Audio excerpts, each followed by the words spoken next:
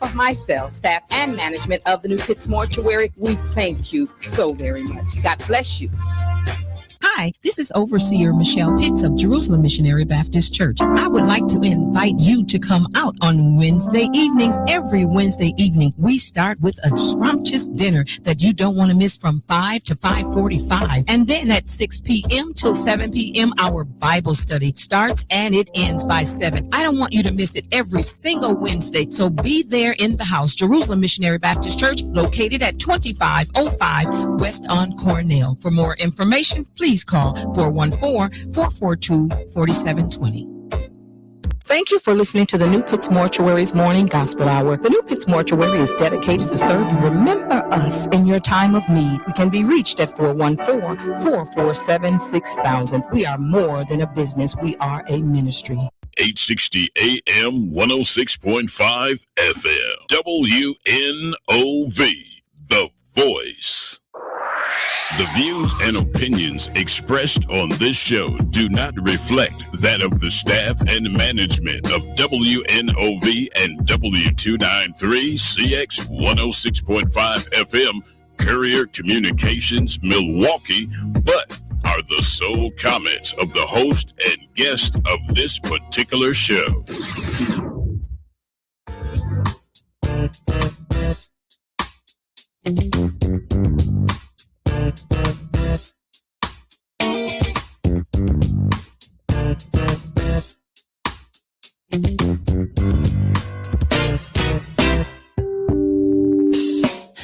We're in a state of emergency, a mess of confusion. The danger is great, it's plain to see. Desperate times call for desperate solutions. Fear of love is fear of pain, baby. It's just an illusion. We've been wrong, we've been right, we've been up day and night like soldiers in a revolution. We're like soldiers in a revolution. There's a war going on in here. Gotta find us a better solution. Just let it all be. Or say something real. Say something real. Hey, girl. Say something real. Won't you say something real, girl? Say something real. Do-do, do-do, baby. Say something real.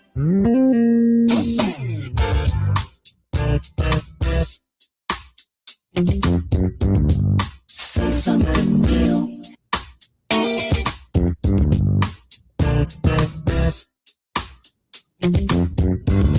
Say something real.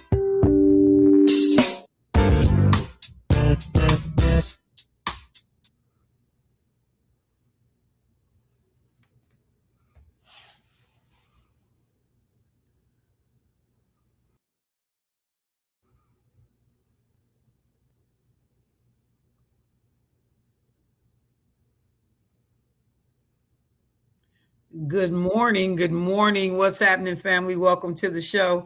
It is Michelle Bryant here at WNOV, 860 AM, 106.5 FM. You are listening to Say Something Real.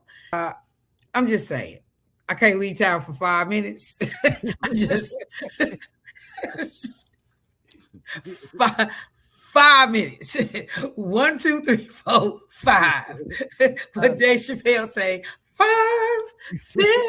I mean, literally, I leave town. We got the smoke tearing up the city. People can't breathe. And then y'all have flipped the elections for governor on its head. And I just want to say it's y'all fault. This is craziness. But we're going to see what we can do to talk today. First of all, brothers in the building. What's going on, Clark Kent? Who you with? Man, I don't know. I thought I knew. I have a ballot already for the governor. That was upside down. So, yeah, bro. Hey, check this I out. know who I'm with. How was your weekend, fam? It was good. The Blue Fest was nice. It was off the chain. And a lot of people that listen to the show finally got to see who am I. So they met me and they was like, we love y'all. Y'all is so funny in the morning. Especially, and they said, where Ryan out at? I said, he's somewhere around here. Even though he wasn't around there. Right. Tell him he Wait a minute. He go to a special place on the weekend. They only let him out Monday through Friday. Did he just ask a question? Who am I? Hey, they found out who I was, bro. I'm just saying. You gonna mess around and find out. Yeah, but everything was good. It was a nice turnout. It was a nice Good. turnout. I'm glad that the event went well. Yeah, it was nice. It was nice. All right. What about you, Ride Out? How you doing, player? Well, Shell, outside of feeling like I'm gonna smoke 10 cigarettes, Die down and then kick back up. Yeah. However, it was crazy because the air quality was just bananas, man. It was at a 600, and they said that was equivalent to smoking 10 packs of cigarettes at one time. One time. So that's how bad the air was. Like it was super thick. But other than that, through it all, Shell, I made it through. Now I've learned to lean and depend on the Lord. Amen. All right. All right. It's gonna be a whole bunch of leaning and depending. These damn government's race. It's gonna be a whole bunch of leaning and depending. Well, let me just say quickly, folks know that listen to the show regularly may know that I'm still out of town. I actually come back later today. You can see the beautiful hotel is behind me, Chicago. The NAACP is holding their national convention here in Chicago. Always ahead of the national convention is the National ACTSO competition. That's ACT-SO, and it's an Afro-academic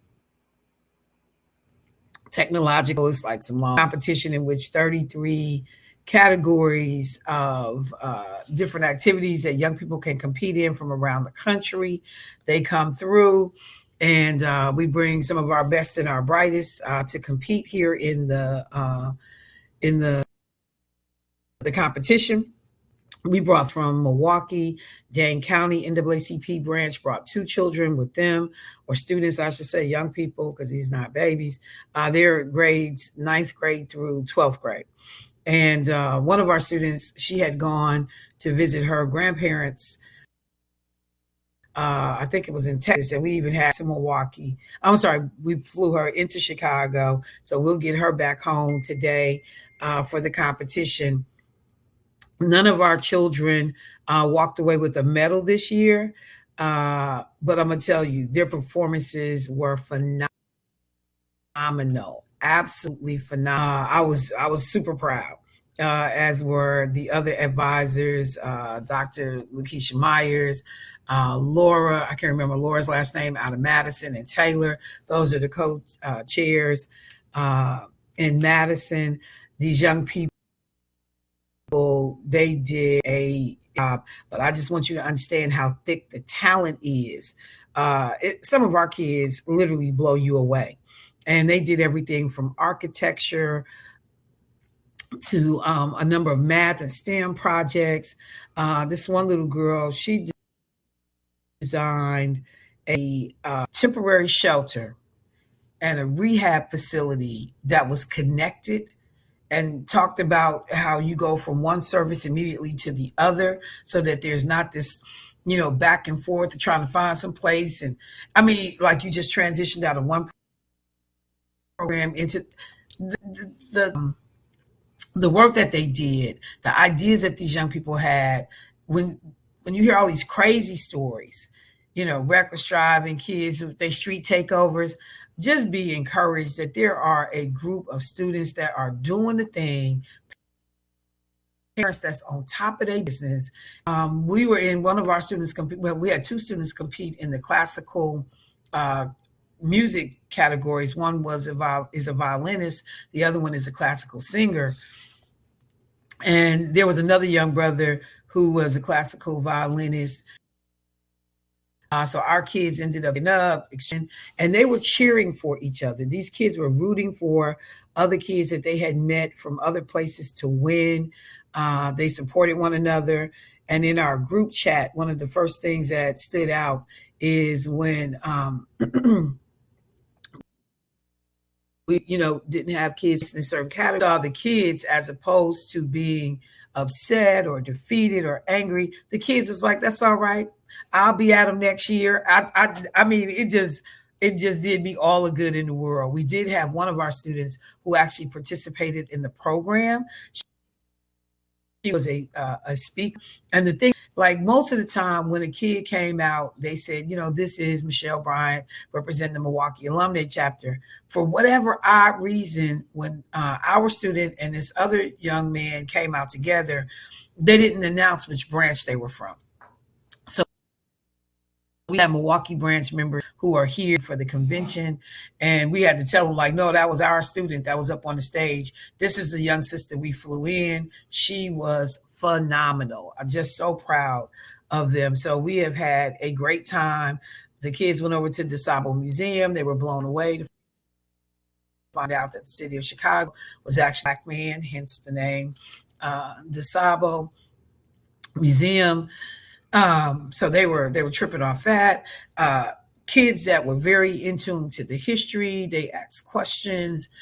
There's a Harold Washington exhibit in the library, in the museum, that blew everybody away because it's a life-size figure of Harold Washington who's sitting at his desk, and he's actually narrating his own story. It's an animated figure of Harold Washington, and like the whole thing is crazy. If you've never gone to the DeSable Museum and seen the Harold Washington exhibit, Harold Washington, first African of Chicago, who I think, if I remember correctly, died 6 months after being elected to office. He had a heart attack at his desk. You have got to go see that. Then we took him over to the Obama Museum.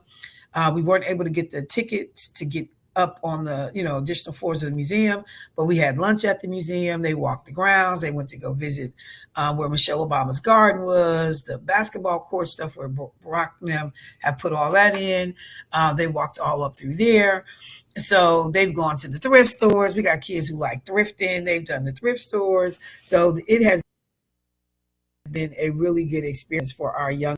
So we will continue to do more work, bring more students. And when I tell y'all, there are some NAACP chapters, they show up 15 and 20 children deep, young people deep. You hear me? New York was crazy. New Orleans crazy.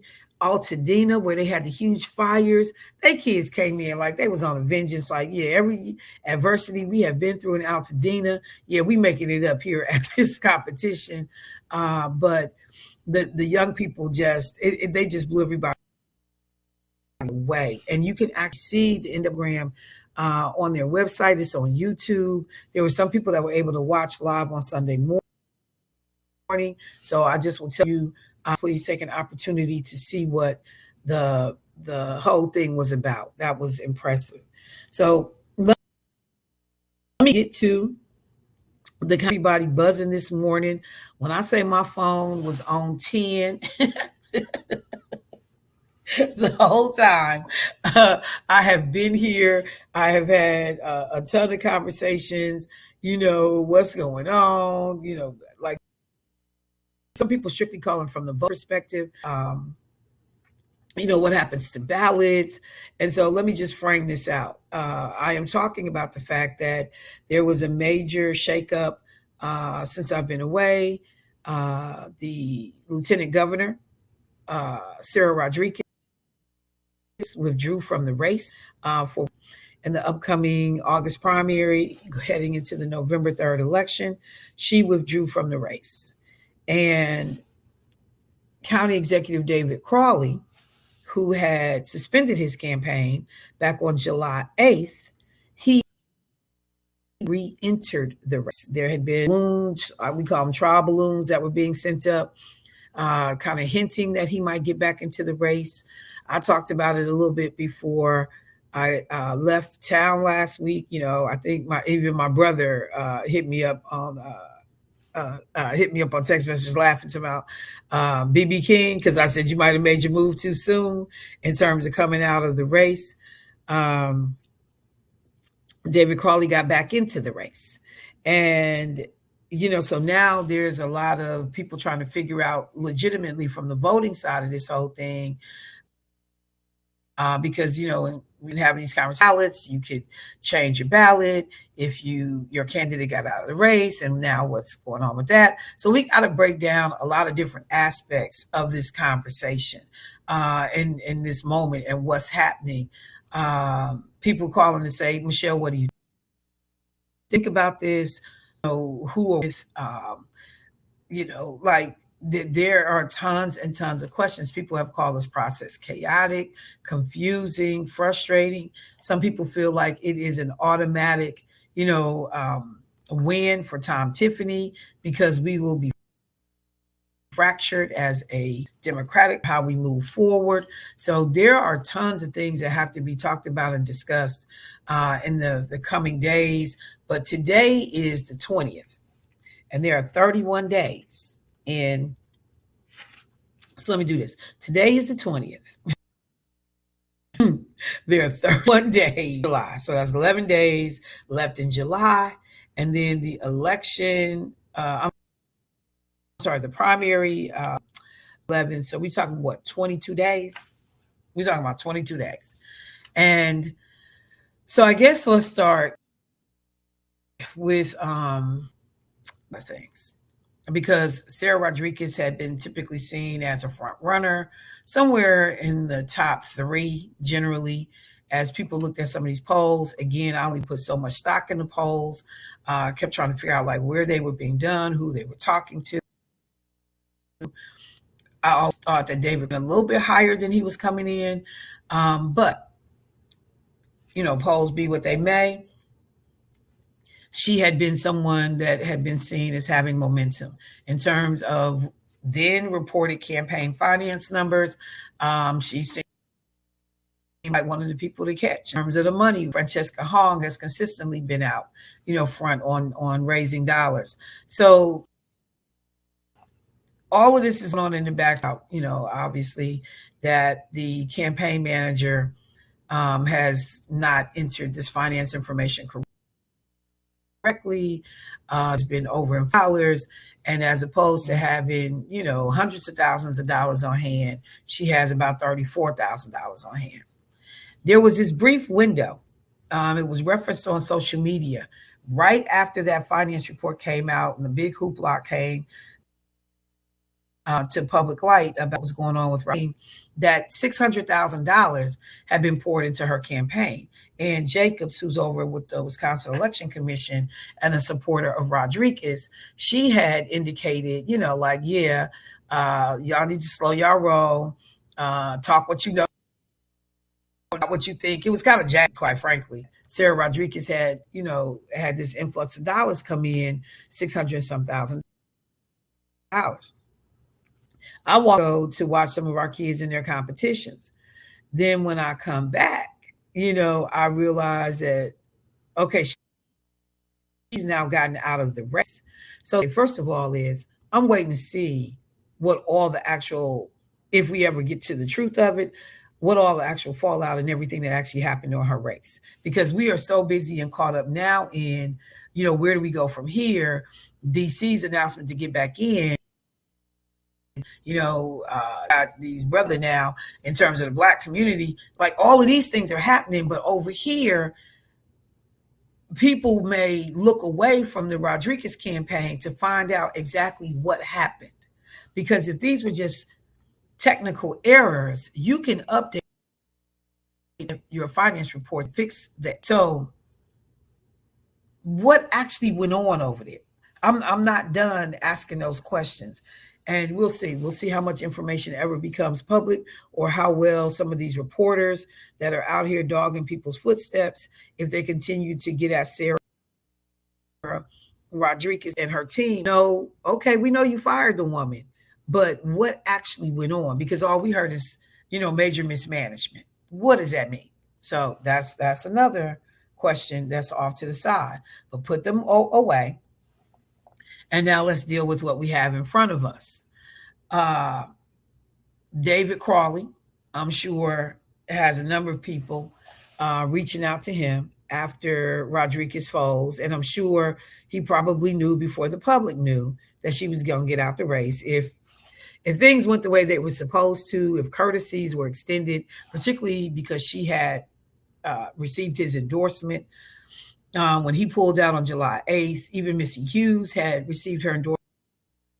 Missy Hughes pulls out in June 22nd or something like that. So just a courtesy, given David's high profile as a county executive, the fact that he was in at the time that she was going to be making the announcement that she was getting out of the race. I assume. Don't mean I'm right, but if you did things in order, he should have known. So then the folks around him have got to get in a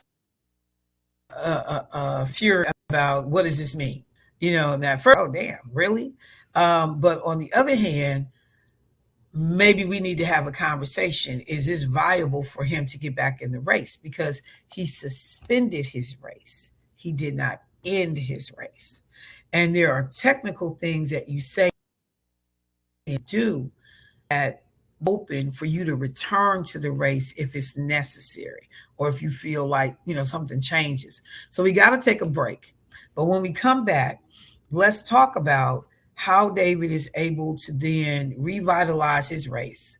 And now what all of that means, particularly if you voted for him, then requested a ballot to spoil your ballot so that you can now vote for someone else.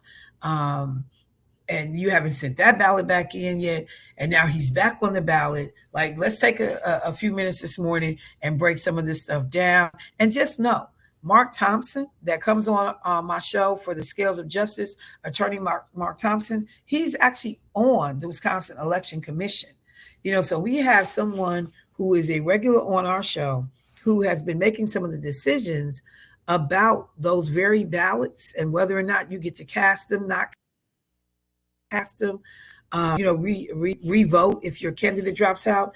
He's somebody that's at the table helping to make those decisions. So Jay, can I take my first break?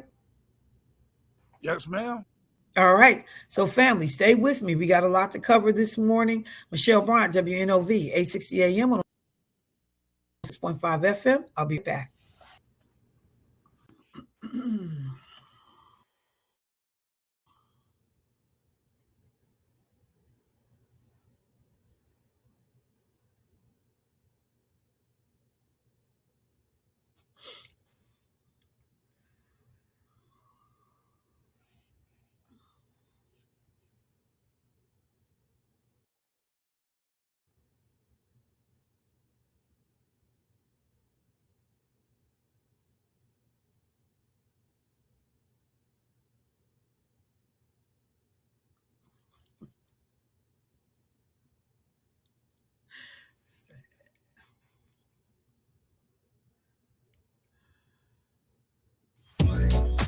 All right, family, welcome back to the show. For folks that are on YouTube and Facebook, first of all, let me say good morning to you. I'm so sorry that you have to see Jermaine and whatever it's supposed to be. That's called early morning jug. Early morning. I just can't say it on the air, but there is a name for it. Welcome back. Welcome back to the show. Before we went to the break, started to talk about, this major shakeup in the Democratic side of the primary leading up the election for governor. And there are other things on the ballot. Trust me. We need to talk about, and you need to go to wi.gov so you can see everything that you are voting on if you are not one of those people that requested an early ballot. But as I said before I went to the break, the Crawley team makes a decision.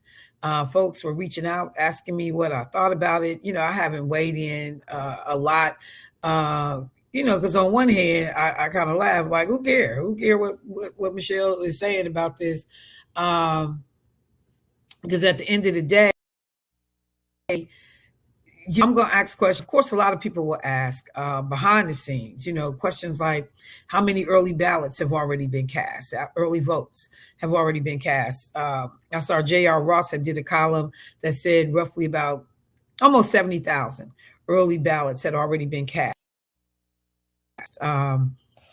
before the race. Other questions I'm asking is, in this short amount of time, what's necessary people-wise, staff-wise, money-wise to be able to compete? Will there be an influx of money into his campaign? Because this gets this whole shakeup, money, media, advertising. I mean, this is statewide news. In some cases, it even made national news. So the name ID goes through the roof, because who is this guy that, got in the race, got out the race, or endorsed somebody? So it is a media gold mine in terms of lifting name ID, to the point that people will now go to the website, get more information about them, because there was a poll that was done by Marquette back in March that said that 65% of Wisconsin voters were undecided about who they were going to support in the upcoming governor's race. So I can certainly understand why the Crawley campaign may feel like, we could seize on this moment. We might be able to rally the troops. If Rodriguez is in the race, maybe supporters will, come on over to the Crawley side of the ticket. One of the things I will tell people, do not sleep on Francesca Hong. She has been steady and consistent in terms of building support, in terms of building, and in terms of how she has represented. Again, I take polls with a grain of salt, but she has been consistent. And there have been a lot of Black folks that have said that they had planned to vote for Francesca, particularly after Crawley got out of the race. Okay. So let's talk about, is what this looks like, how this goes. First and foremost, let me just say this. It is kind of frustrating to me to watch now this huge momentum, everybody behind Crawley, in the city, because when he was in the race the first time, where the hell was all y'all at? All these phone calls being made on his behalf, people want to do rallies and everybody running to, where was y'all at the first time? I'm serious. The first leg, when Crawley was in the race, all of this hoopla and momentum and, get behind DC, I stand with DC, I didn't see none of that. I didn't. So some of y'all some fair weather people, fair weather Negroes, opportunists, whatever, that when this campaign needed money, when this campaign needed those, foot soldiers, volunteers, people on the ground, a lot of you Negroes and a lot of you white folks and a lot of all y'all people jumping on the bandwagon were nowhere to be seen, because you was holding your cards close to the vest. You was trying to figure. So I just want to say that part first, that irritates me. Because now I'm getting phone calls from people. Ain't nobody called when the boy first got in the race. Now everybody calling, what do we do? So I just want to say, and hopefully to David Crawley, you understand everybody, your friend is not your friend. And I know I don't have to get that advice, but I'm going to say it on the air because I want people to understand, who are paying attention to this now, including some of the folks listening to this show, that, people kill me. Because everybody love an underdog. Everybody love, the possibility, and now we want to run somebody's campaign. But when the initial work could have been done out the gate, you Negroes. So I'm just going to say that. And move on. So then, the other thing that happens in this race is Governor Evers endorses. Okay. He had for a while to sit on the fence, stay out of it, because you got one current lieutenant governor, one former lieutenant governor. You got the county executive. These are people he's all had relationships with. You got the senator, members of his that or his administration, I should say, that are in the race. So it's like a lot of people, all of these people that were in the races directly had ties to Governor Evers. So Tony sat on the fence. He's like, hey, I ain't endorsing. When all of this shakeup happens, then there is a push, and I'm sure people pressed him to come and make a. Now, I'm going to just tell you, behind the scenes, a lot of people had already been saying that Tony Evers was not rocking with Mandela and Tony Evers was not rocking with Sarah Rodriguez. That was already being talked about behind the scenes. But a diplomatic person, he had just kind of sat on the fence. He was not going to get in it, not going to put his thumb on the scale. He just stayed out of it. With his current lieutenant governor getting out of the race, maybe he felt, a little bit more comfortable to try to go ahead to put his support behind where a lot of people kind of felt like he probably supported DC the most anyway, David Crawley the most anyway. And so while he is in Africa on a trade trip, he, drops this endorsement for David Crawley. So you got to figure out what kind of carry. But it's a heck of a statement that the governor who first, gets elected with Mandela does not endorse Mandela. I think it supports a lot of the stuff that I have said and think about Mandela in terms of work, in terms of, being somebody that can help you get things done and accomplished. It is interesting to me that the guy, I'm telling you right now, Mandela, yeah, you got to be feeling like quite pimp slap this morning, or on Saturday when the endorsement comes out that your boy ain't got nothing for you publicly, because you knew it privately. But publicly, now the whole world know your boy ain't messing with you. Okay, so it's like that. I'm choking when you think about that. But okay, let me not be messy. Let me keep moving. And so, DC, now we'll see if there's an influx of money, because and let's be clear, in January, those numbers come out. His fundraising was on par with everybody else. It trails off a bit as we move through the year. So now I'm sure with reentry into the race, there's this sense of energy. People feel like, this can happen, that some additional dollars are going to come in to be able to get him on TV, to get him, radio TV, whatever, to your profile case for why you should be elected. So how have other candidates got to be feeling right now? I only saw two statements. I haven't seen one from Kelda Royce, nor have I seen one for Joe Brennan.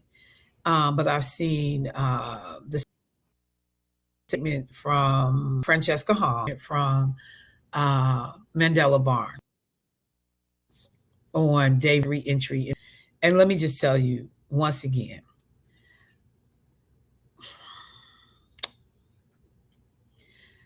I really don't know who these people are that Mandela keeps putting, but they're idiots. Which then makes me question the thinking of the candidate, because you keep putting a bunch of white boy idiots around you. I'm sorry. I'm just Francesca Hong's statement. Well, wait, let's do it this way first. Mandela's statement, I'm going to paraphrase. I don't have it in front of me. But, the gist of it.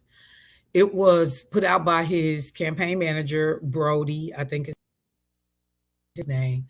And it was a hard, kind of jab to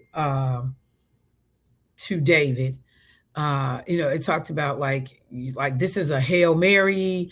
I don't know why. Basically, you getting back in the race. You had only been polling at like 3% in all of the polls. This is ridiculous. Like, that's the gist of it. Like, they just came real nasty, real. And let me be clear, though. They didn't necessarily say anything that was not factual. But as the old folks say, it's not what you say, it's how you say it. And so it had an edge to it.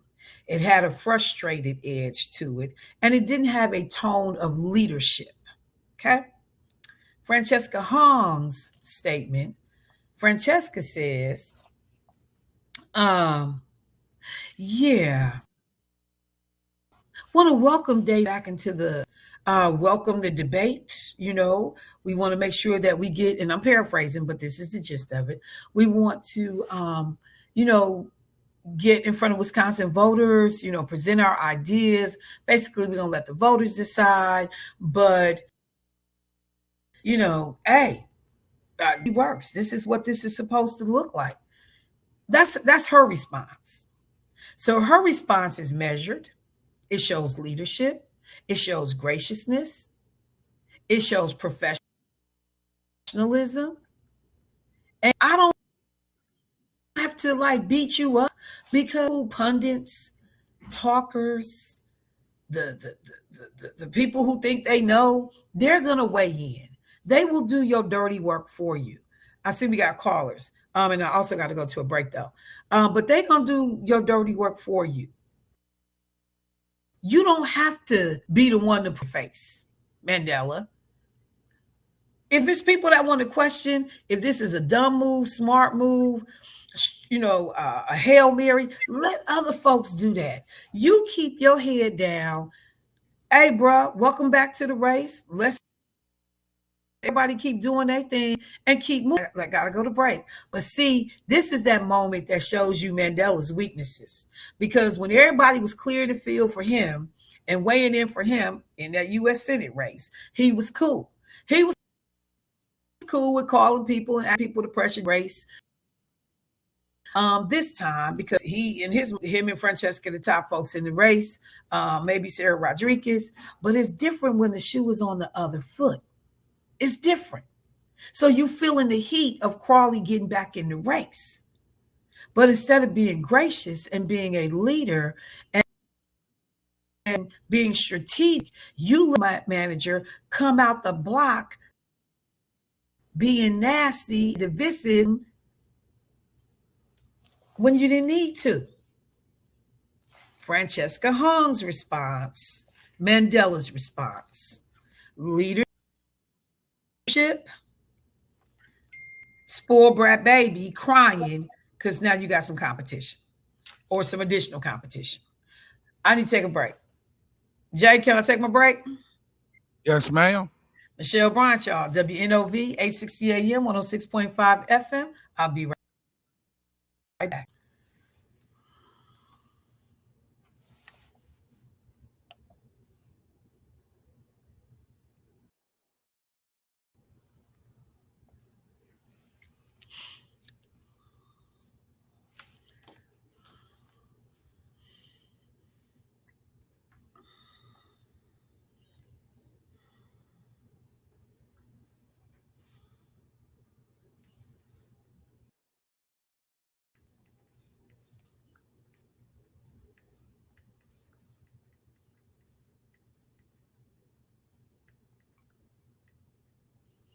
All right, family.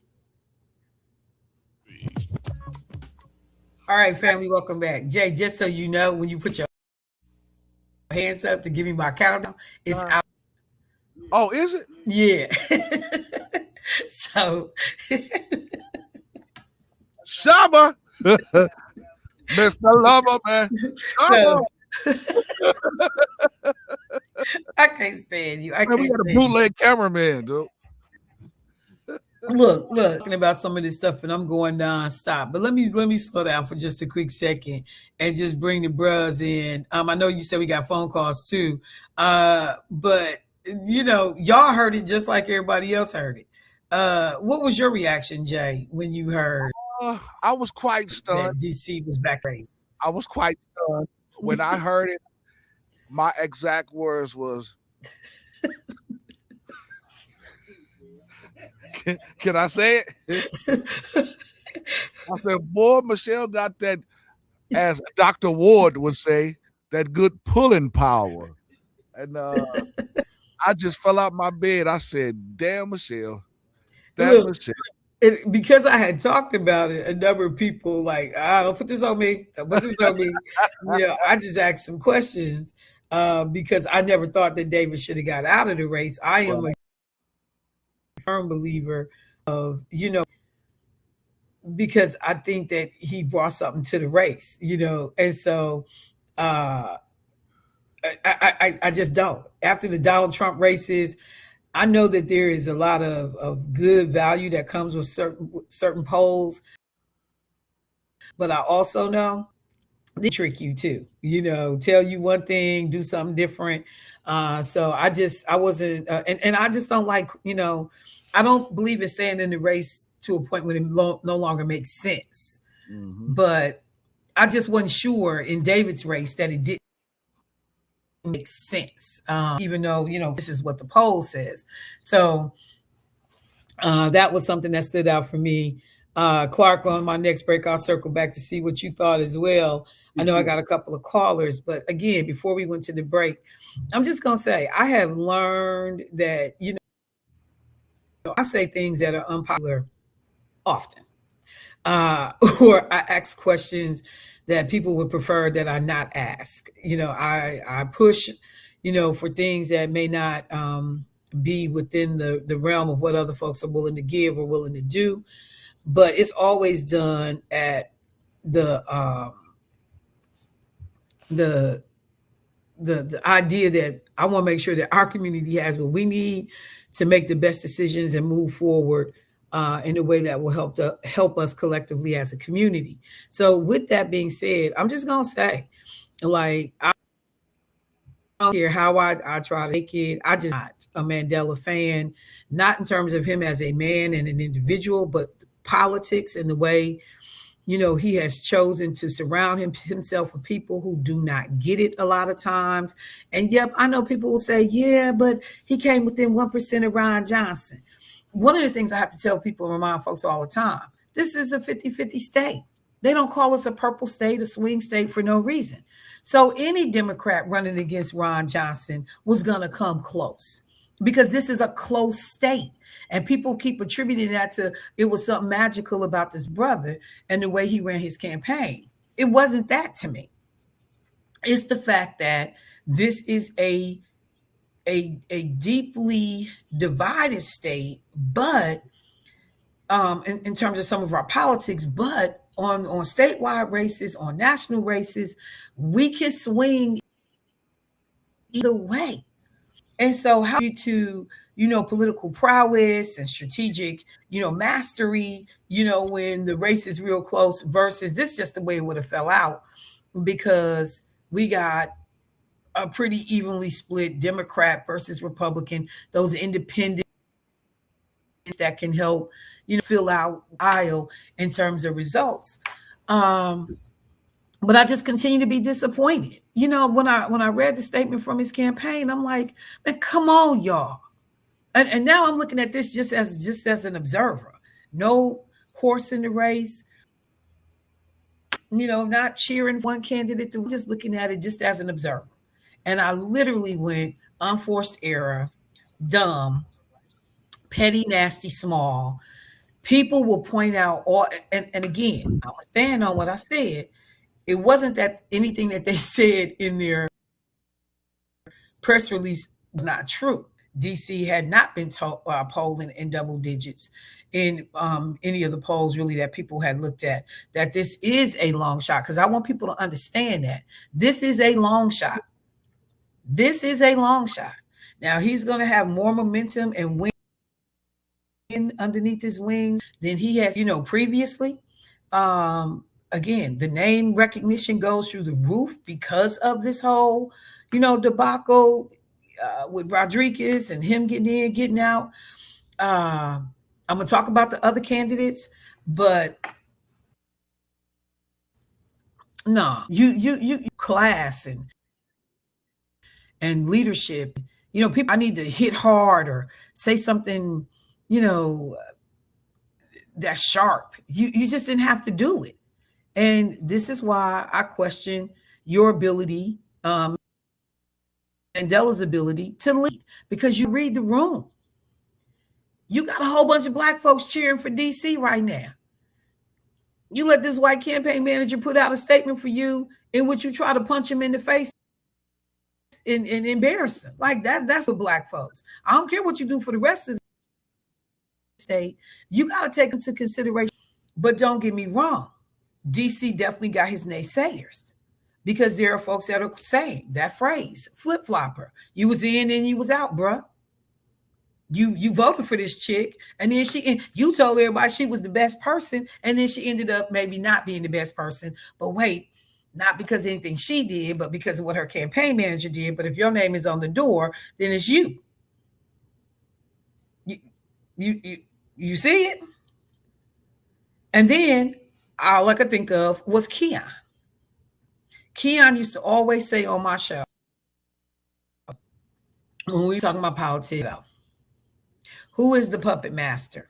Who's calling the shots? Who's getting people to do certain things? So if I'm having a Keon moment / Michelle moment, you make the decision to get in the race in the first place. Okay. Now I'm DC right now. It's in the first place. Hey, I've done well as county exec. I really think I can pull this off. I think the money and the momentum will come. Okay. Then you make, no, I don't have a guess. Then you make the decision to get out of the race. You get out. And you don't just get out, you do an endorsement. And as far as a lot of people is concerned, an unlikely endorsement. Because as I said, I didn't think it was a need to do an endorsement at all. But you do an endorsement. And then you tell people that this chick is the best person left in the race. Now that you out. She wasn't, but okay. So again, now I got a question, judgment. Then her stuff fold, and it's like, okay, I get back in the race. Who's pushing that race? So don't get me wrong. All of this is not a love fest for David Crawley. There are folks that are not riding with this, don't support it, don't like it, because it seems indecisive. I'm supporting somebody who ends up being jacked up, blah blah blah. So he got some trust issues that he gonna have to address with the community, and it's not gonna be just because yay DC my boy. Everybody not gonna do that. There's a lot of people that they was excited and happy. My man back in. Yes, let's do this. But they was riding with him from day one. But it's other people that was sitting on the fence, or they with, I haven't voted yet, but I think I'm going with Francesca, or I'm going with Mandela. But now you got to be able to convince them why they should go with you. So this is not a cakewalk. This is not a done deal. In fact, there is nothing about what David Crawley is undertaking right now that is easy. Nothing. I still got phone call. Yeah.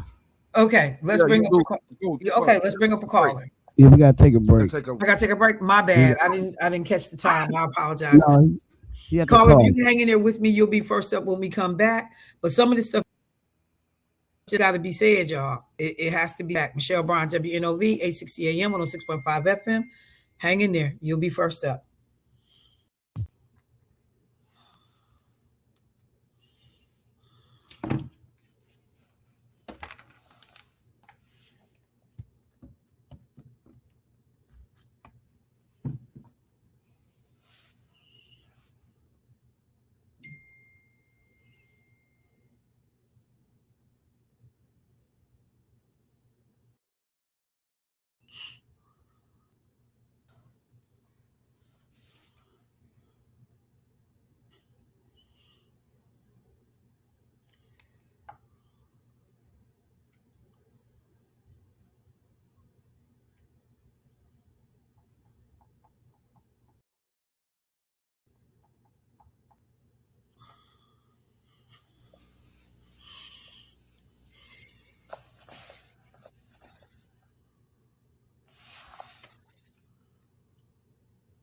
Michelle, we live. Hey, we back? Okay, perfect. All right, family. So I made a major mistake. I said it has been crazy. I actually had anticipated that I would be back in town this morning, had scheduled this interview a couple of weeks ago, ironically. And Jermaine even had put in the chat, or somebody put in the chat, Michelle, do you have a guest this morning? Because I was also supposed to have Versity in this morning. They canceled. And I was like, no, I don't have a guest. I got a phone call like, Francesca Hong is in the studio, Michelle. I'm like, oh my God. So first All of good. all, All good. let I'm me happy to be expand. here. I'll have to be back and we can chat in person. Definitely. So let me extend my apologies for not being in person. Thank you for being willing to go on with the interview in this capacity. And again, this is totally coincidental because this was planned a while ago that we would get State Representative Francesca Hong, candidate for Wisconsin governor, in the building. How are you doing this morning, Francesca? I am doing all right. Staying hydrated. Happy to be in Milwaukee again. So I saw you bopping to the music too. I was like, to still have that kind of energy at this stage in the game, you got to be doing more than just good. So look, a lot of things have transpired. Yeah. A lot of things have transpired over the last several days since I've been out of town. The reentry of David Crawley into the race. If for just a second, I do want to start there because I read the statements that were put out. I didn't see, and I got to be honest, I didn't look for statements from Kelda or from Joe Brennan, but I did see yours and I saw Mandela's. And the tack that you took in terms of basically, hey, welcoming, David back into the race, let the ideas speak for themselves. This is how democracy works. And just kind of speak to that for me. I trust that David made this decision with his family and his community. And I think that a spirited primary is good for democracy. He is a trusted county executive, and we should be debating the ideas, the policies, and how we want to move Wisconsin forward. And so him coming back into the race, that doesn't change much for us in terms of continuing to push for the policies that we're advocating for on permanent affordability and focusing on a strong ground game and making sure that we're reaching voters in every corner of our state. Well, I'm going to tell you, when I moderated the panel over at Howard Fuller Academy or the school, you had made a statement that we got 6,000 people on the ground. When I tell you, like, literally, as somebody who, works behind the scenes in some kinds of races, and that number was so impressive. It was just like a kick to the chest because you can't find those kinds of numbers behind people. And so just speak to like the momentum of the campaign, because you've been the number 1, number 2 spot in terms of polling, in terms of fundraising. You've done very, very well. And particularly being a person of color, someone who folks have not traditionally seen in these roles, being a woman, can you speak to a little bit about the momentum that you've seen, why I think folks are attracted? We have to do a good job of understanding the moment that we are in, where voters are at, what types of conversations are we having, how are people sharing, what are they sharing, and that's what this campaign has always been about, meeting the moment with a movement and seeing the enthusiasm on the ground.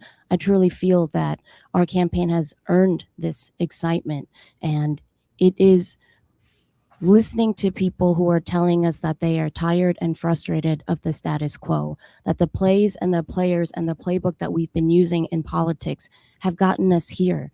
Trying something new is sensible and practical right now. And what we're offering is not that radical. It's actually quite practical to fight to ensure that we have safer communities and streets, that our elders can age with dignity, that everyone has access to affordable health care, great schools, and that people can live a life of dignity in our state. That permanent affordability is treating housing education, healthcare, and food as human rights and not as a benefit. So to see the enthusiasm and joy and fun come into politics, like that's part of resistance making too. And I think it's great to see the volunteers continue to grow and invest in this campaign in ways that's really building communities, from repair cafes, potlucks and postcards, to just having conversations with neighbors that maybe you haven't met with yet. This is what we want to bring campaigns back to, truly about the people building community as a way to build campaigns and build a better politics. So let's just tackle for a second that elephant in the room, that word democratic socialist. As people have tried to define someone's, political ideology or their campaign, we've heard that word be bandied about, used almost as a weapon for folks. In terms of helping everyday Wisconsinites, the listeners to my show, understand how does that relate to the way services are either delivered or what that means in terms of what is important. And you've listed a lot of those things already, but I just think that when folks hear that word and they look at what's happening on the national landscape, people get very concerned. So what would you say about that? I hear the word Democrat, democratic, social. I mean, ultimately, it's about care. If you vote for my opponent, I still want you to have affordable healthcare. I still want you to have great schools and community centers in your community. I still will fight for you to make sure that you've got a living wage with good benefits and opportunity. Democratic socialism is about democracy, human rights, and fairness. That's why we talk about mega corporations and the ultra rich paying their fair share. They're using the same roads. Firefighters and the emergency services are still going to them. I think that it is about having more control in the hands of working class people and centering care in every single policy, and that the people's, our tax dollars go back to investing in the things that we need in our communities and not to pay for tax breaks and massive profits and greed. So, frequently you all will get asked at these questions, some of these forums, these debates, biggest three issues for you. I know affordability, anybody that's listed, they hear that as well, without doubt. But as governor, and I hate the day one question, because the day one, I'm still trying to figure out, the paperwork. So, folks like day one, what are you going to do? I try not to ask a question that to me, that's a ridiculous question. The priorities come, team is assembled, your cabinet is together. What are the things that you're like, okay, once we got everybody in place, folks are assembled, this is the direction we're going. What does that look like for you?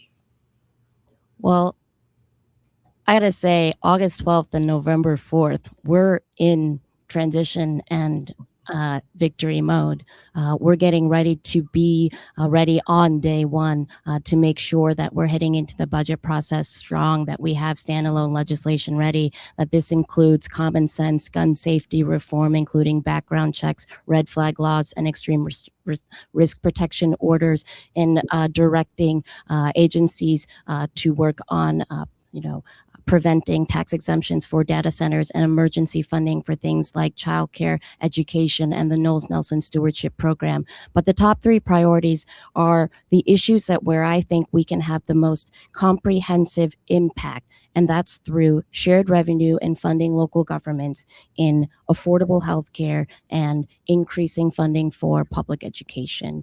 This is where I think that, people in the 2 years that we have with the first state budget, we need to pass the policies that are going to change the material conditions of people's lives.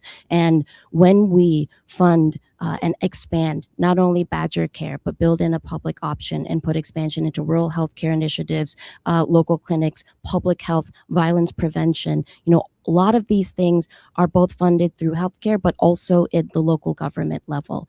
And when we see the services that are most essential for people, we're preventing them from getting cut. We're actually expanding them. I want to make sure cities like Milwaukee, Madison, our local towns, that everyone has what they need to be able to plow and pave the roads, to invest in homelessness services. These are things that the state has been depriving our local governments of the funds that they need. I want to make sure that that's where we're putting our priority, is where we can make sure people are feeling the impacts of government right away as a force of good, so that we can continue to build power for Democrats, because folks can point and say, hey, when Dems were in power, these are the things that actually changed, and I felt improved things in my life.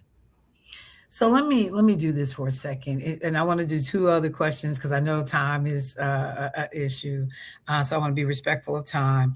But there was, and this just for a moment takes just a little bit of a personal side, but I think it's talk about affordability that I actually weighed in on when the story broke about you having $30,000 in credit card debt.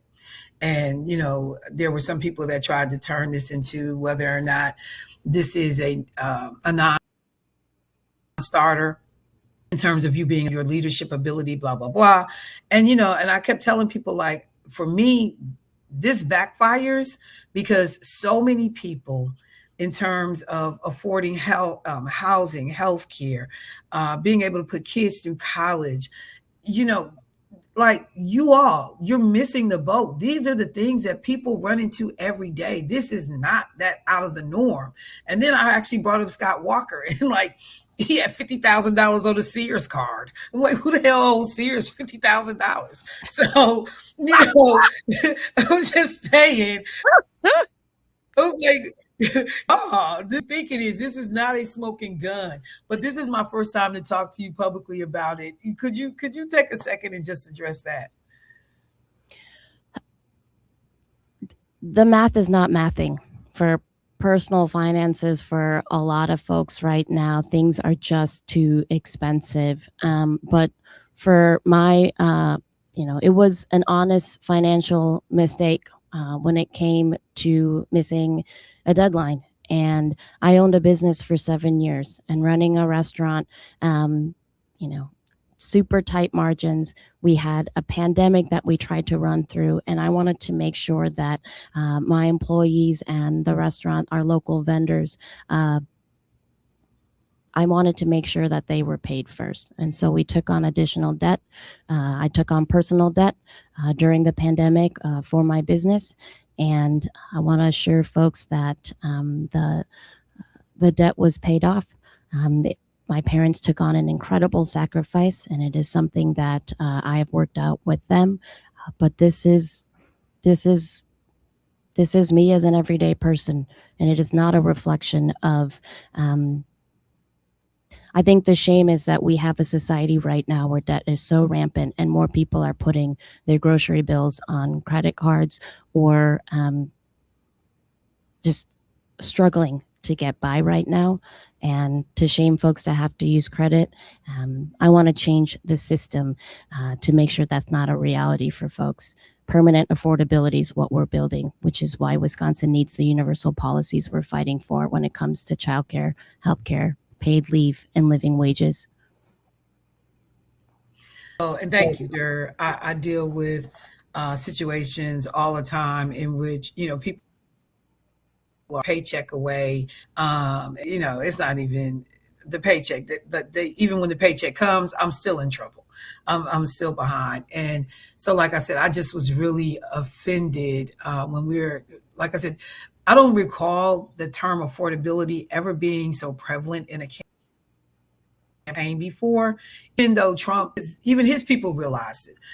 They've given a little bit of lip service to it, not any solutions, but it's been worked into campaign speeches and campaign rhetoric. So I just I was just highly offended when the whole thing was presented in a way. So the fact that you mentioned that your parents assisted you, because there was even sinister things being said online about, well, where did the money come from? It's like, folks, I got people that love me, that's willing to step in and help me. So I appreciate that you said that. At the end of either first year, first term, success look like for you as the governor of Wisconsin? Success looks like people seeing action and feeling hope. Success looks like the people of Wisconsin feeling actual relief.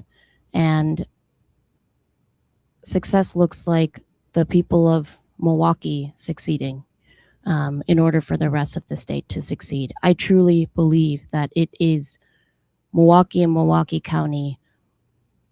If we have done right by the people of Milwaukee, we will do right by the people of this state, and you will see this entire state thrive. It's important to prioritize resources and services in places that have been neglected, where politicians have not shown up. Success looks like people seeing that their governor is not just a politician, but an actual public servant, committed to making sure that they work harder than anyone else in the state, and that they love everybody in the state. The stability has been tossed around, and folks have tried to figure out, who they thought was electable. We've heard candidates in the race. To me, the inference has been that people of color, in some cases even women, not necessarily electable as a statewide race offering, to me, was one of the driving factors. Can you speak to this? And this is the last question, but this whole idea of electability, there were folks that assumed that because candidates are of a certain race that, Black will automatically vote. David or Mandela. People have talked about, what are the relations between the Asian community and Black folks. And so all those things kind of get rolled into one, unfortunately, when we got to start talking about what it looks like when people show up at the polls versus the policy side of this whole thing. There's that nuance that's out there, the background noise about who's electable and who will support who. Any thoughts on that? The person who is most electable is the person who wins the most votes. And I think that too often campaigns underestimate our voters. The people of Wisconsin, they are hyper-focusing on issues right now because of how real things are with their personal economy. And I think that the pitting communities against one another, we have seen this in politics over and over again. But the opportunity we have right now to come together as a coalition to build cross-racial solidarity is in making sure that we have a governor who is going to put everyday working class people first, not the special interests, not the industry lobby, and not the wealthiest donors. And I think that we are seeing everyday folks who don't see themselves in the vision of a governor or a campaign come out and come through. And the enthusiasm around feeling that somebody that is relatable, that is like them, is going to represent them, there's more power in that. I hope people look at the issues, who is building the coalition, and who is talking about who power answers to. Attaining the power of the governorship, I want to be able to share that power with the people. And I hope folks see that the issues that we are running on when it comes to housing, healthcare, childcare, data centers, taking a strong stance is putting people ahead of industry and of special interests. And so we are seeing this as an opportunity to build the coalition, and we are showing it. And I think that electability is a tired excuse and argument that is being overplayed right now by establishment politicians.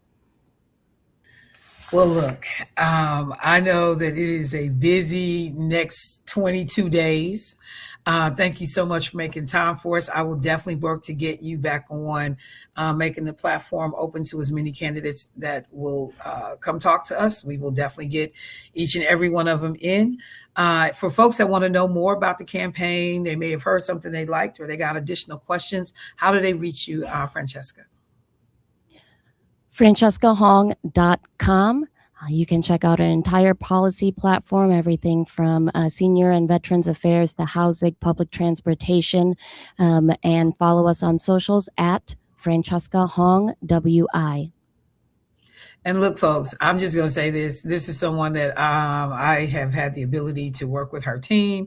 When I worked in the state capitol, I've got to go to her restaurant, have actually got to see her in action on the floor. And, you know, the same way I say that I think that Kelda Royce is one incredibly smart woman, Francesca Hong, blow the doors off, you know, just brilliant in both presence and advocating. So I can talk about most of these candidates in a personal way, and Francesca is no different. I can talk about State Representative Hong in a way that as a staffer and somebody in the Capitol, I've had the ability to sit back and watch. And, you know, certain people, if I'm going to fight, I'm taking certain people with me, folks that's on that short list of folks I'm taking. So Representative Hong, thank you so much. I appreciate you making time for us this morning. Tell your team I said I appreciate them. And I will look forward to talking to you again soon. Michelle, thank you so much for having us. We can't wait to be back. All right. Thank you. Let me take a quick break. I know I went over my time. Jay, can I take a break? You sure can. All right, family, we'll be right back. Michelle Bryant, WNOV, 860 AM, 106.5 FM. Talk to you in a sec.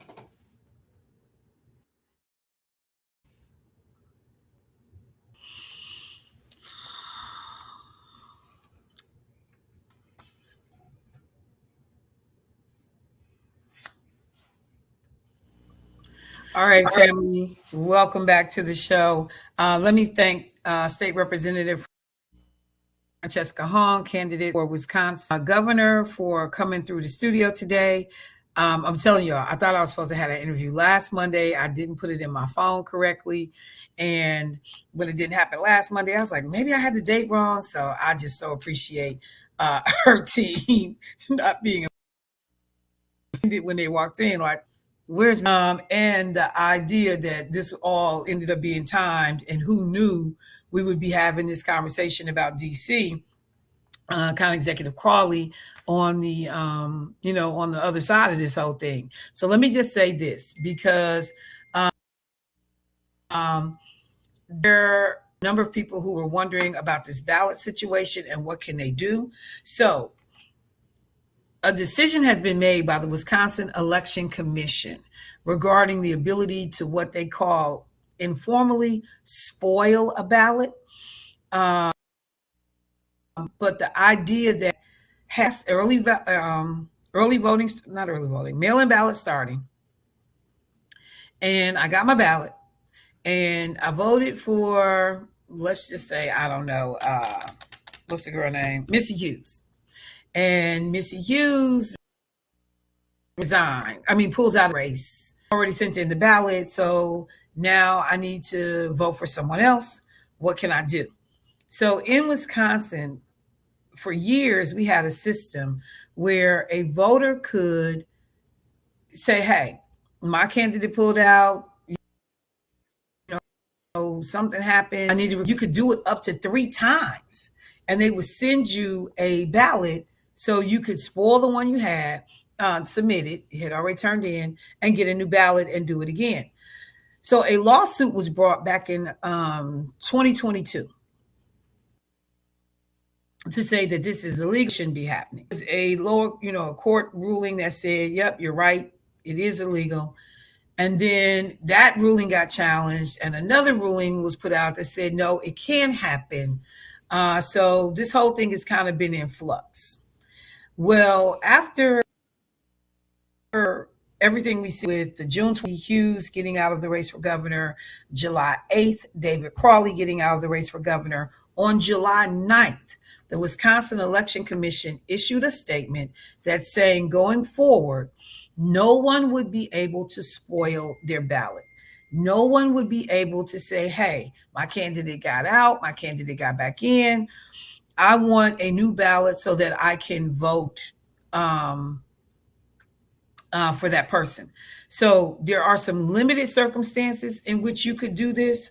If your ballot got damaged while you was at the house, your husband spilled coffee on it, the dog, it hadn't been turned in yet, then you could request a ballot to say, hey, my ballot is here at the house. Something happened to it at the house, and I need another ballot so I can cast the ballot.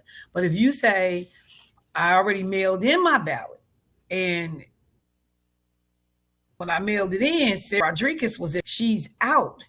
Now I want to vote for David Crawley. You cannot get a new ballot. Whoever you voted for, that's the vote that's going to stand. Also understand this, though, for people who had not voted yet. All of those names were all valid when the ballots were being printed. So David Crawley's name is still on the ballot. Man, my ears are popping. David Crawley's name is still on the ballot. Missy Hughes's name is still on the ballot. Sarah Rodriguez's name is on the ballot. Voted yet. When you go to vote, or if you look at your absentee ballot, all those names are still there. When you go in person, all those names will still be on the ballot. So go ahead and vote for whoever you want to vote for. Just understand Missy Hughes and Sarah Rodriguez out of the race now. And I saw something in the Journal Sentinel this morning in which they said that there were, the people left in the race, and they didn't mention David's name. And the story was dated July 20th, which I thought was kind of weird. So I had to go back and make sure. But yeah, those names will all be on the ballot when you go in to vote. You don't have to worry about people like, do we have to do a write-in campaign? You do not. David's name is on the ballot. There is no need for a write-in campaign. Anyone you wanted to vote for, of those original candidates, their names are on. Go in, check that, and you should be okay. And so I think that in terms of that conversation, I'm just going to let that lie. But I don't know what to tell people, because folks are like, Michelle, are you endorsing in this race? I am not. And I typically don't. You usually know who I don't care for. I don't always say who I'm rolling with, unless it's just like, I guess Kamala here. But in this race, I'm not weighing in. I'm just watching the process kind of play out.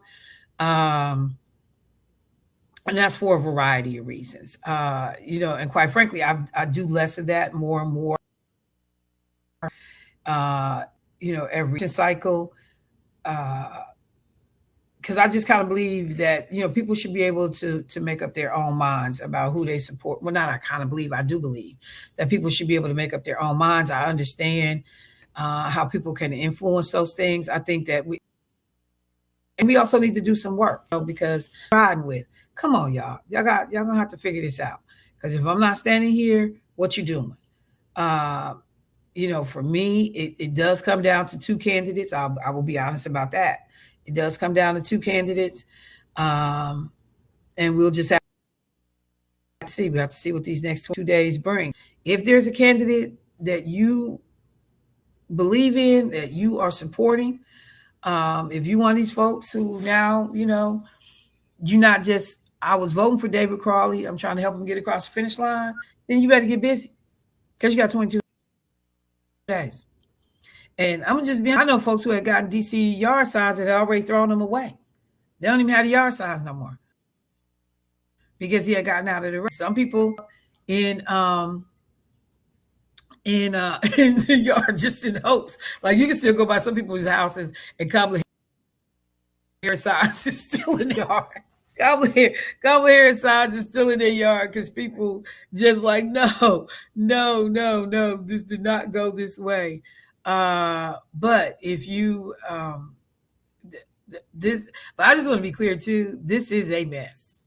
It is.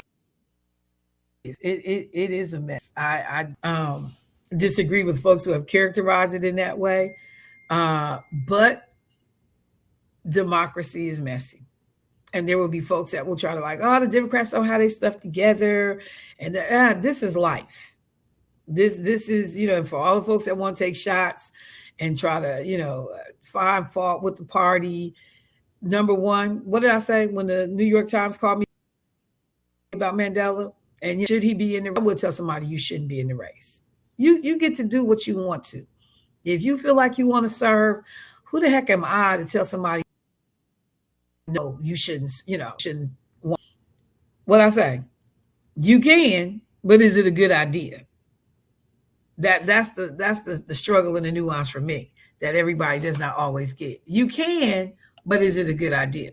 All right, so I understand we got a caller back on the line. Let's see if we can get them in. Hey, caller, what's happening?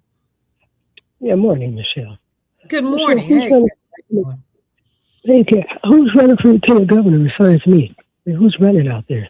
Is the same person? For Lieutenant Governor Sarah Rodriguez on the Democratic side of the aisle. She's still on the list? Running for that position? Uh-huh. I mean, I said Sarah Rodriguez. Sarah Godlewski is running for. Thank God Keisha said over there. She's like, Godlewski. But yeah, Sarah Godlewski on the Democratic side. Will Martin, I know, is running on the Republican side for lieutenant governor. Okay. And I don't know if there's anybody running. So Sarah is the same one of us. What'd you say? Sarah, there's a different Sarah than the Sarah before, right? Sarah Godlewski.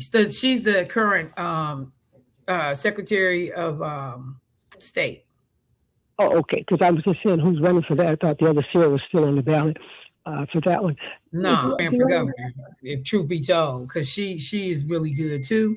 She would have been a great contender for governor as well. It just irks my soul that people just don't do what they ought to do. But she should have ran for governor too. Sometimes people maybe not want to put all that on their plate. You know how the stress level. Now, when Crawley jumped out, which I wasn't just looking at Crawley per se. No way. I don't look at people because they're a black candidate at all. I know young, whatever. Some outlying areas may not even want them in there. But I was been looking at, and people were talking about Brennan, Roy, and then I asked Roy, somebody. Kelder Royce. Are you going to bring those people? Yeah. Are you going to bring those people on your show?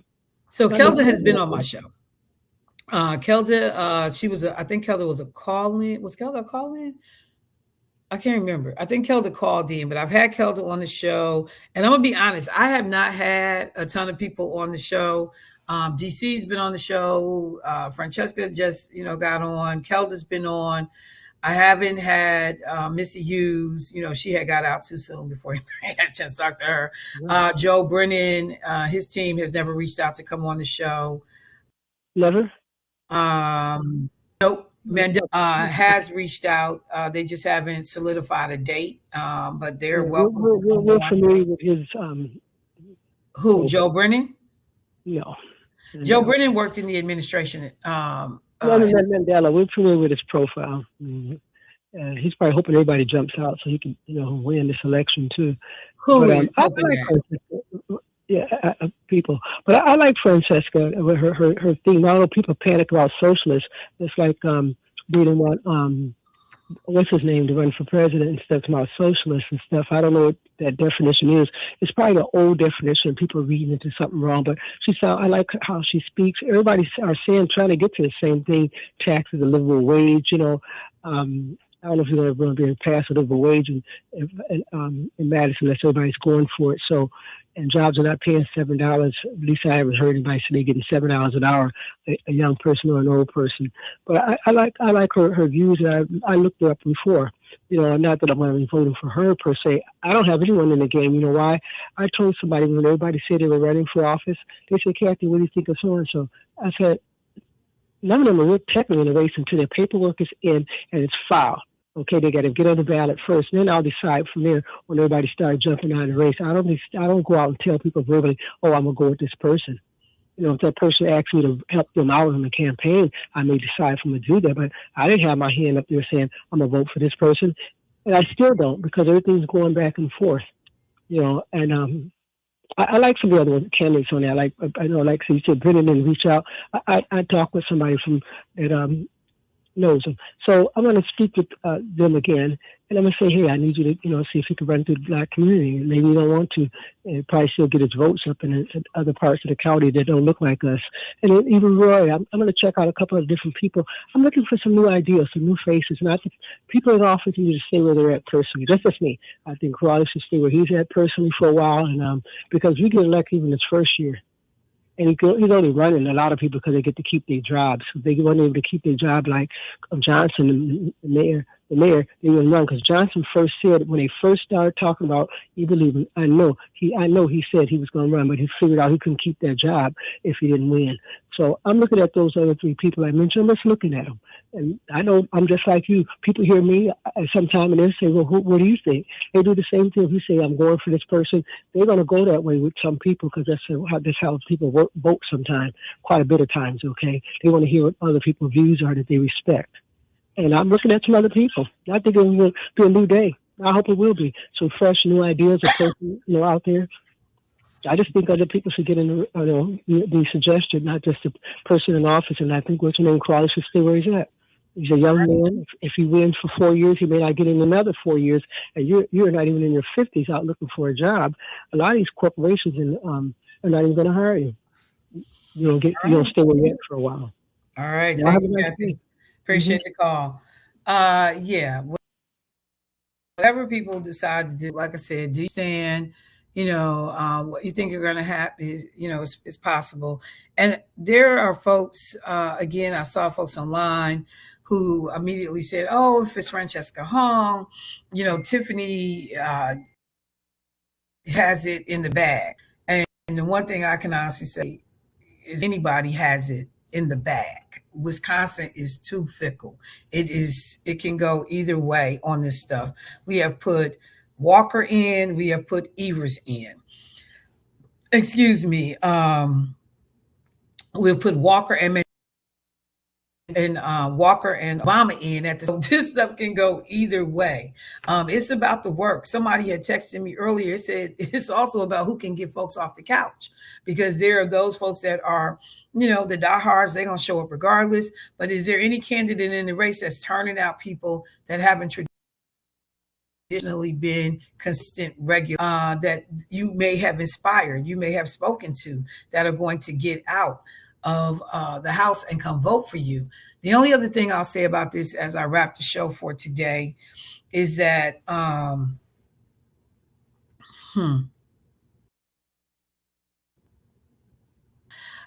it would be great to see diversity of any kind in the governor's residence, whether it is a person of color, whether it is a woman. I do not like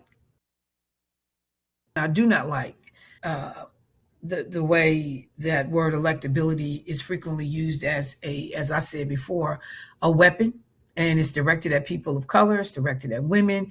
It's a shield for some people's, as far as I'm concerned, sometimes just a racism. And hiding behind that term of what did it. Like I said, Lakeisha did a great article about electability. Francesca even referenced it. When you vote for somebody, they electable. Yeah, but can they get enough votes? If enough people show up, you can.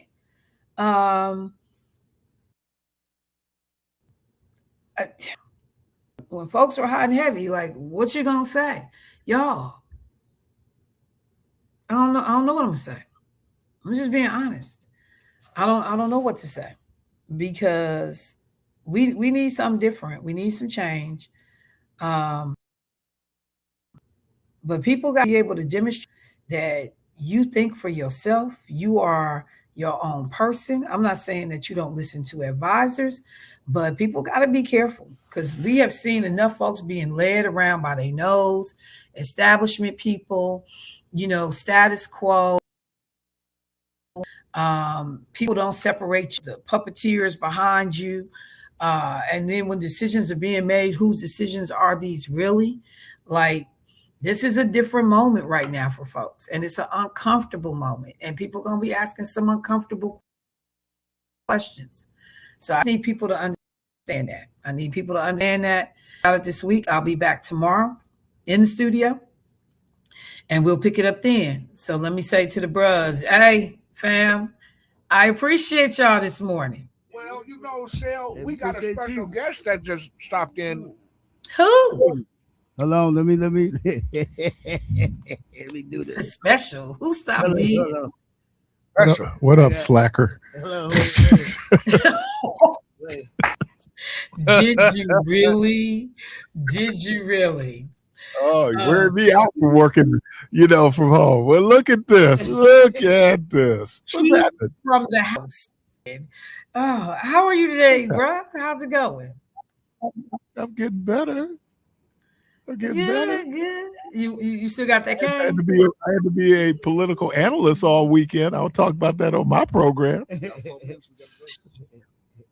Gotta go. As we look at this top Tiffany ad. Well, look, I can't wait to get back and talk to you about it tomorrow. I'm gonna get out your way. I'll be listening. Thank you, bros. I appreciate y'all. Family. Is the NAACP, the convention's in Chicago? Yes. That's crazy, man. Then they got the WNBA All-Star Game weekend coming up. Yo, we've been seeing NBA players. Yeah, they're doing the reception over at the Obama Center. Yes. We've been seeing them at first I didn't realize that the WNBA championships and stuff was going to be in town. And we just see these tall people walking through the building, the lobby, like, we try to have this conversation on the next show. I'm so sorry. I gotta pack. I gotta catch the train back to Milwaukee. I'll talk to y'all later. Peace. All right, peace.